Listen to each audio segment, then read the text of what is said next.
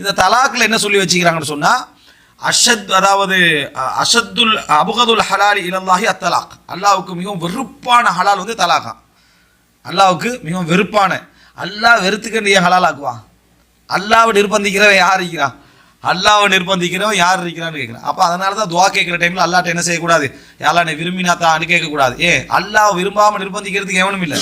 அவன் விரும்பினா மட்டும்தான் தருவான். விரும்பினாத்தா விரும்பாட்டி தராது அப்படின்னு சொல்ல நினைச்சம் இல்லை. அவன் தந்தா அது உனக்கு நீ கேட்கறத தாரான்னு அவனை யாரும் நிர்பந்திக்கிறதுக்கு இல்லை. எனவே இது அதே மாதிரி தான் அபுகதுல் ஹலாலி இலல்லாஹி தலாக், அல்லாஹ் வெறுக்கிற அரசு, அல்லாவுடைய அரசு நடுங்குகிறது தலாக்கின் காரணமாக. ரெண்டுமே மிகவும் பலகீனமான ஹதீஸ்கள், ரெண்டுமே மிக மிக பலகீனமான ஹதீஸ். அல்லாஹ் தஆலா யா அய்யுஹன் நபி இதா தல்லக்துமுன் நிசா, நபியே நீங்கள் உங்கள் மனைவிமார்களை தலாக் செய்தால் அப்படின்னு தலாக்க ரசூலுல்லாஹோட இணைச்சு சொல்றான். கவிதை நபிக்கு ஆகாதன்றா, தலாக் நபிக்கு ஆகாதன்னு அல்லாஹ் என்ன செய்யல சொல்லல. இன் தல்லக்க குன்ன, அல்லாஹ் அந்த நபி உங்களை தலாக் பண்ணி விட்டால் என்று சொல்றான். அப்போ அல்லாஹ் தஆலா ரசூலுல்லாஹோட இணைச்சு என்ன செய்யறான்? சொல்லி காட்டுறான். அப்புறம் மூமின்கள் தலாக் பண்ணி விட்டால், தங்களது வளர்ப்பு மகன்களை நீங்க வளர்ப்புமான தலாக் பண்ணி விட்டா அவங்க முடிக்கிறதுல எந்த பிரச்சனையும் இருக்கக்கூடாதுன்றதுக்கு அல்லாஹ் தஆலா சொல்றான். அப்போ அத்தலாக்கு மர்ரதான், தலாக் வந்து 2 முறை குர்ஆன் அல்லாஹ் தஆலா சொல்லி காட்டுறான். தலாக்குடைய இதாவை சொல்லி காட்டுறான். வெறுப்புன்றதுக்கு அல்லாஹ் இவ்வளவு சட்டம் சொல்லிக்கிறான். வெறுப்புனா ஹராமட்ட அல்லாஹ் போய்த்துட்டு பண்ணி செய்யக்கூடாது.